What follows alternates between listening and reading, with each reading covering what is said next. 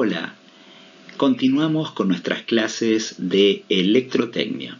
En esta ocasión describiremos el funcionamiento y las características de los interruptores automáticos termomagnéticos.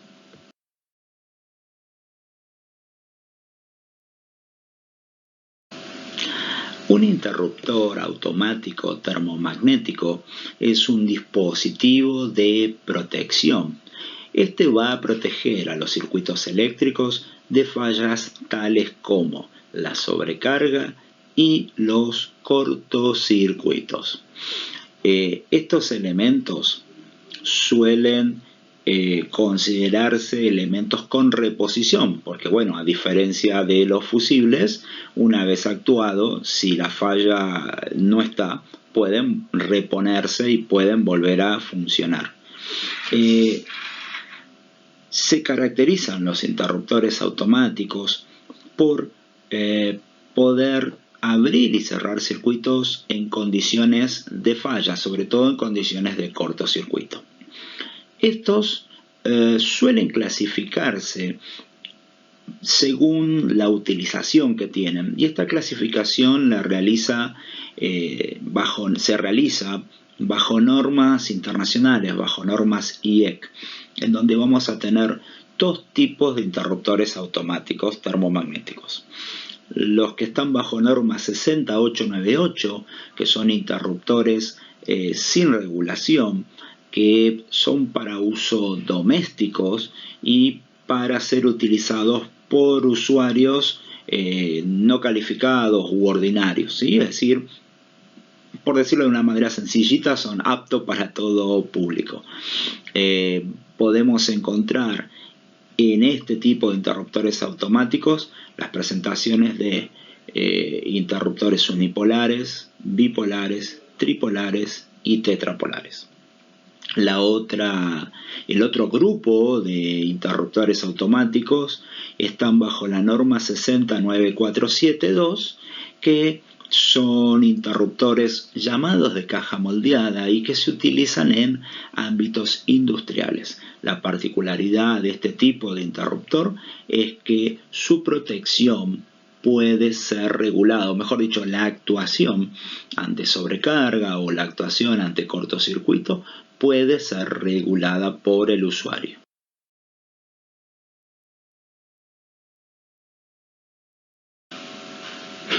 Un interruptor automático termomagnético está compuesto por los siguientes elementos. Un dispositivo térmico que se encarga de realizar la protección de los circuitos ante sobrecarga. Un dispositivo magnético, que es una bobina, dedicado a la protección ante cortocircuito. En esta imagen lo podemos ver con mayor detalle. La bobina, que es la parte magnética o el dispositivo magnético, y el bimetal, que es el dispositivo térmico. También contienen una cámara de extinción del arco eléctrico que ocurre cuando se abren y cierran los contactos.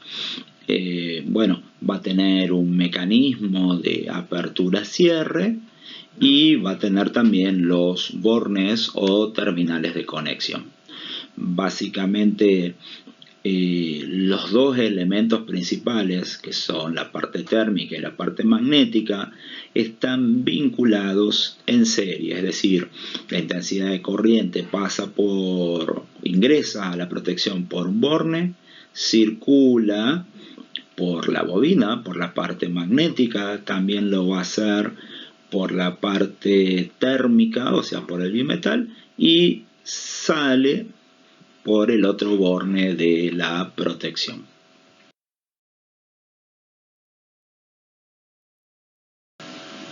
La actuación térmica, es decir, la protección ante sobrecarga, está dado por un bimetal, en realidad un bimetal por cada fase que se quiera proteger. El bimetal no es más que dos láminas metálicas con diferente coeficiente de dilatación que están unidas en uno de sus extremos y libres en el otro, de tal manera que cuando por ellas circula una corriente superior al valor de corriente nominal, el bimetal se deforma, ¿sí? Como estamos viendo acá en esta imagen. Veamos una animación para entender el concepto. A ver, primero, en condiciones normales circula corriente. Cuando se establece una sobrecarga, el bimetal se calienta, se deforma, y si la sobrecarga se mantiene, lo que va a ocurrir es que se acciona el mecanismo y se abre el circuito. En particular, si la sobrecarga se mantiene, por más que uno quiera volver a cerrar el circuito, el bimetal, al estar deformado, no va a permitir que la termomagnética o que los contactos de la termomagnética se cierren.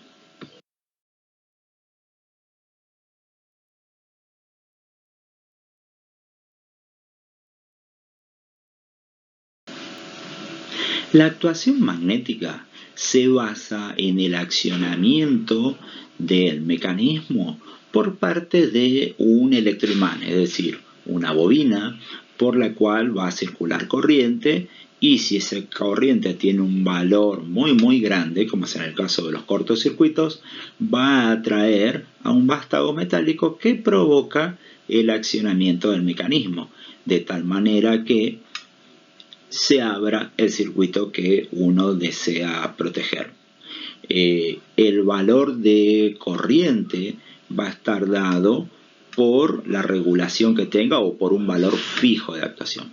Veamos acá una simulación. O sea, en condiciones normales, la protección está cerrada, tiene su contacto cerrado, y si se produce ese gran valor de corriente que es el cortocircuito y este se mantiene, obviamente la protección lo que hace, o el electroimán lo que hace, es accionar el mecanismo para que los polos de la termomagnética se separen y quede protegido su circuito.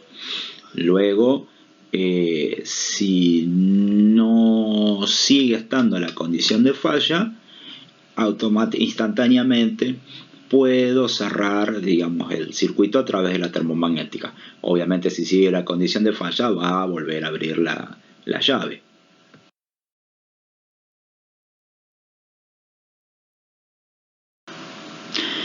Todos los elementos de protección describen su funcionamiento a través de una gráfica o de una curva, ¿sí? En particular, en estas gráficas veremos la relación entre tiempo de actuación, que es lo que está indicado en el eje vertical, y la cantidad de corriente expresado en veces de corriente que tiene que circular por los elementos de la protección para que éste actúe. En particular, lo que tenemos en esta gráfica es que la curva me describe el comportamiento de la actuación ante sobrecarga. ¿Qué quiere decir esto?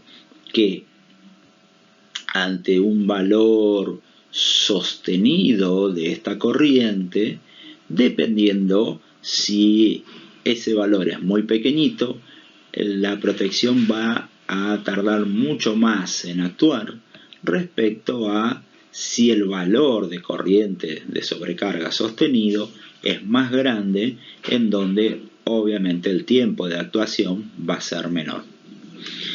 El área descripta debajo de la curva me describe el comportamiento de la actuación magnética, es decir, la actuación ante cortocircuito, en donde vemos que independientemente de las áreas, los tiempos de actuación son muy pequeños, del orden de los milisegundos.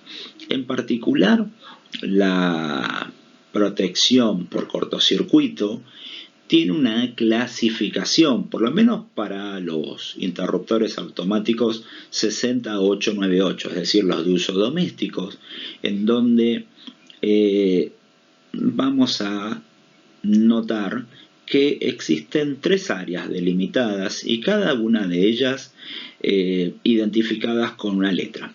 Esto lo podemos ver en esta tabla, en donde tenemos el área que pertenece a la curva B, en donde la actuación va a estar dado cuando la circulación de corriente esté entre 3 a 5 veces el valor de corriente nominal. Luego tenemos el área correspondiente a las curvas C, cuya actuación están comprendidas entre 5 y 10 veces el valor de corriente nominal. Y finalmente el área de la actuación magnética, que define a la curva tipo D, que ocurre cuando la corriente supera a la corriente nominal entre 10 y 20 veces. ¿Por qué existe esta clasificación? Bueno, porque dependiendo del tipo de consumo o de componente que se conecta a la red eléctrica, estos al funcionar presentan diferentes valores de sobreintensidad, por decirlo así, en el momento de arranque o en el momento de puesta en funcionamiento. ¿Sí? Entonces, normalmente la curva B está definida para luminarias y para pequeños consumos. En el otro extremo tenemos la curva D, diseñada específicamente para motores eléctricos, para lámparas de descarga gaseosa, en donde cuando se ponen en funcionamiento, estos adoptan o demandan de la red sobreintensidades que están entre 3 a 6 veces el valor de corriente nominal. Y bueno, si uno eligiera una termomagnética con una curva B, la curva B vería eso como si fuera un cortocircuito y actuaría. En cambio, una curva D no, como que está diseñada justamente para actuar con valores de corriente un poco más grandes, ¿sí? La curva C es una curva intermedia, ¿sí? Que tiene diferentes usos y que tal vez uno las encuentre con mayor frecuencia.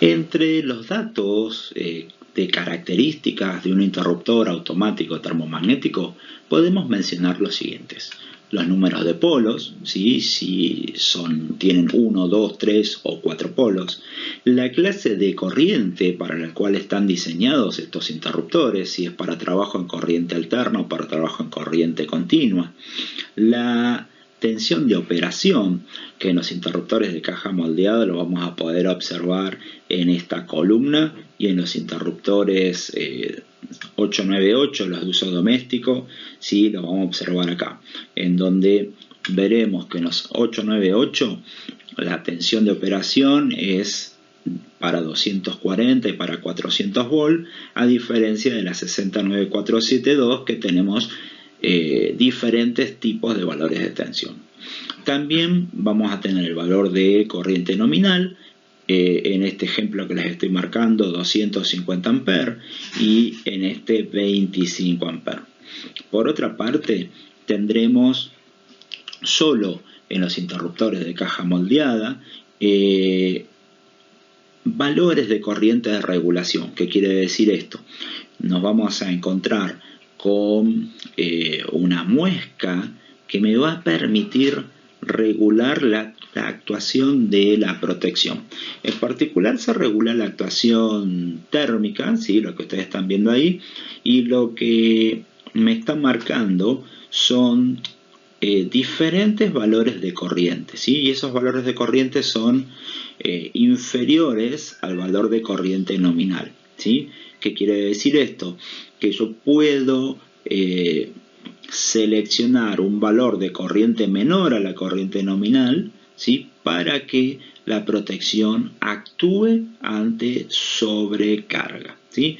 Esto también a veces está expresado como porcentaje, ¿sí? Quizás se encuentren con los valores 1, 0,9, 0,8, 0,7. Por último, tendremos los valores de poder de corte o interrupción de cortocircuito último, ICU, que en los interruptores de caja moldeada vamos a tener diferentes valores, uno para cada valor de tensión de operación. Y estos valores están expresados en kiloampere. En el caso de los interruptores 898, ese valor lo vamos a tener expresado en ampere y metiditos acá dentro de un recuadro. ¿Qué es este valor de poder de corte? Bueno, son valores grandes de corrientes y por eso la expresión en kiloampere, o en el caso de las 898 tenemos ahí 3000 amperes. Son valores de corriente de cortocircuito dados por el fabricante, el cual me asegura que si la corriente de cortocircuito es de ese valor o de un valor menor, los contactos físicamente se van a separar. Si la corriente de cortocircuito que ocurre es superior a ese valor, bueno, el fabricante no me asegura que los contactos se separen. ¿Por qué? Porque no están diseñados para soportar ese valor de corriente y puede ocurrir que estos alcancen la temperatura de fusión y por ende queden soldados. También solo en los interruptores de caja moldeada vamos a tener un segundo valor de poder de corte, pero en este caso que se va a llamar poder de corte en servicio, que también va a ser un valor de corriente de cortocircuito que a veces es similar o igual, mejor dicho, al valor de poder de corte, o a veces es un poquito menor, ¿sí? Un 80%, un 90%, un 70% menor. ¿Qué es el poder de corte en servicio? Bueno, es un valor que me dice que si opero de manera consecutiva el interruptor automático en condiciones de cortocircuito, es decir, ocurrió un cortocircuito, la protección actuó, vuelvo a conectar, obviamente en condición de cortocircuito la protección vuelve a actuar, vuelvo a conectar. Si eso lo hago 3 veces, ¿sí? El fabricante me está diciendo que para este ejemplo el poder de la termomagnética se mantiene, ¿sí? Sigue soportando corrientes de cortocircuito, ¿sí? De hasta 85 amperes hasta 36 kiloamperes, ¿sí? En circuitos de 380 volts, ¿no? En otras situaciones quizás me dirá un valor menor, ¿sí? O sea, lo que me está diciendo es se va produciendo un desgaste. Pasado esas 3 operaciones consecutivas, bueno, ahí ya el fabricante no nos puede asegurar que se mantengan las condiciones físicas de apertura. Por último, cabe destacar que en las termomagnéticas 898 también al lado del valor de corriente asignada tendremos la letra representativa de la curva, ¿sí? Acá puede aparecer la letra B, la letra C o la letra D.